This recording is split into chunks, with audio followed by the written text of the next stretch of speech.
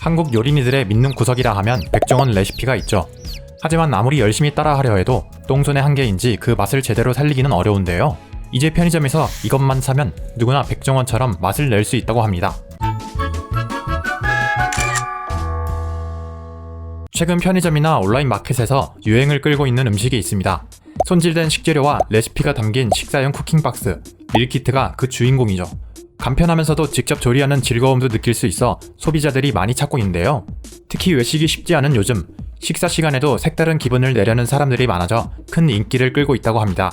신선한 재료들이 전부 손질되어 있으니 장보는 시간도 아낄 수 있고 재료들이 필요한 만큼만 들어있어 음식물 쓰레기도 줄일 수 있죠. 무엇보다 가장 큰 장점은 요리 초보자들도 밀키트가 제공하는 대로만 만들면 누구나 셰프가 될 수 있다는 겁니다. 밀키트 사업은 맨 처음 스웨덴에서 시작됐습니다. 스웨덴의 외식 물가가 비싸다는 단점을 분석한 한 스타트업 기업이 손질된 식재료를 정기 배송하는 서비스를 만들었고 이 비즈니스 모델이 전 세계로 퍼진 것이죠. 그런데 생각해보면 역사적으로 모든 간편식은 하나의 아이디어에서 비롯되었다고 볼 수 있습니다. 간편식의 대명사, 햄버거의 유래를 알아볼까요? 그 기원에 대해서는 여러가지 설이 있지만 대표적인 것은 옛날 위스콘신의 한 박람회에서 발생했다는 것입니다. 이 주장에 의하면 박람회에서 미트볼 장사를 하던 15세 소년이 햄버거를 만들었다고 하는데요. 가판대를 내놓고 아무리 홍보해도 미트볼이 잘 팔리지 않자 소년은 생각했답니다. 사람들이 미트볼을 사지 않는 이유는 박람회 구경과 미트볼 식사를 함께 할 수 없기 때문이 아닐까? 이후 소년은 미트볼을 납작하게 만들어 빵 사이에 끼워 팔았어요. 사람들은 그를 햄버거 찰리라는 별명으로 불렀고 햄버거는 매년 박람회에서 불티나게 팔렸다고 합니다. 박람회 관람과 식사를 동시에 하려는 아이디어에서 햄버거가 탄생한 것이죠.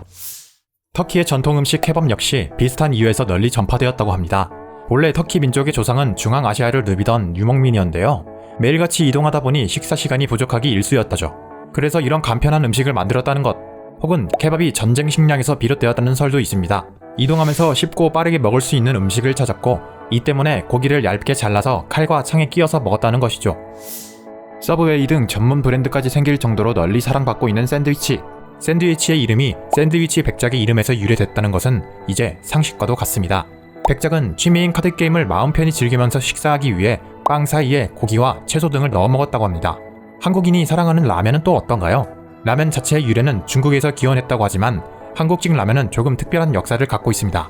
1963년 가난했던 대한민국, 꿀꿀이죽을 사 먹기 위해 많은 사람들이 식당 앞에 줄을 선 모습을 본 삼양의 전중윤 회장이 일본의 기술을 가져와 라면을 만들어 팔았는데요. 전 회장이 생각했던 것도 하나였습니다. 식량 자금 문제를 해결할 수 있으면서 누구나 간편하게 먹을 수 있을 것. 이것이 최초의 인스턴트 라면인 삼양라면을 만든 것이죠.